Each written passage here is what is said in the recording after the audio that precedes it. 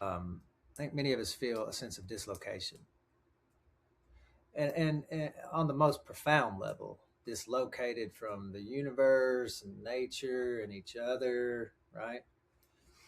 Um, and that sense of dislocation, dismemberment, right, is a result of the pressures of this life, pressures on this planet, The environment we've. and the way it affects the body. So, gratitude is actually a product of a healing neurophysiology that can be present in its life and doesn't walk around making demands on the universe as to what it needs to be okay. So the expression of gratitude, you could say, ultimately is the emergence of presence, just being in your life, accepting it what it is, knowing that what life is an ebb and flow of shifting sand and changes and complications and uh, things coming our way, things leaving our way, right? So ultimately, I think your question is how do we stay in that space as really difficult things are happening, right? Yeah, I think it's uh, what I'm expressing is that we need, in order to get the boat turning in the right direction, we have to. Yeah, yeah, yeah. Now, um, the way that the the pressures of living and the traumas we experience and the heaviness of this earth, the way that it affects the body, is it does create this like a sense of lack. And so visually, we have tendencies to notice what we don't have, what's wrong in the environment, right?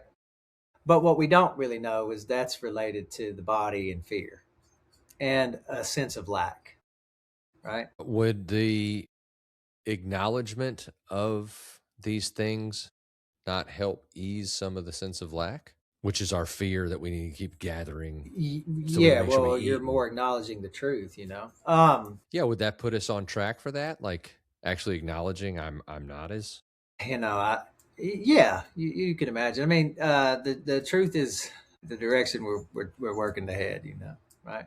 But there are some.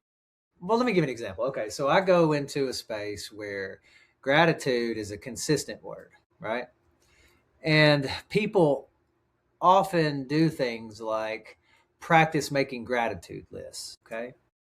And so this is sort of kind of logical, right? Like the individual wakes up and they try to identify the blessings in their life, you could say, right?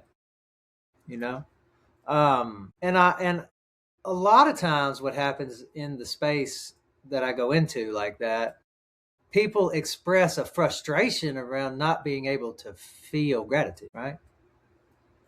Um, but it's because it's just semantics, right? Again, I'm saying the deepest sense of gratitude is a feeling of relaxation, that it's okay, that even brutally hard things are okay. Everything has its place, right? And so it's really interesting. So because a lot of times if somebody comes to me and says I want to experience more gratitude, I'm making these gratitude lists. One of the first things I'll say to them is let's just stop doing that. You're for one, you're trying to evoke a feeling, whether you recognize it or not. You see what I mean by that? You're trying to evoke a feeling. But again, what kind of feeling? Like what are we trying to evoke, you know? And I like to simplify it, just the notion that it's okay. It's okay, you know? We don't have to figure it all out, plan it. Like it's okay, right? Uh, it makes sense. Give it time. It makes sense. You can't see it now. It makes sense. Give it time, you know? Right? So instead, what I'll encourage people to do is start doing nervous system work because what they're actually looking to experience will happen as the nervous system heals. So they'll be able to be more appreciative in their life and take things as it comes and respond more with wisdom.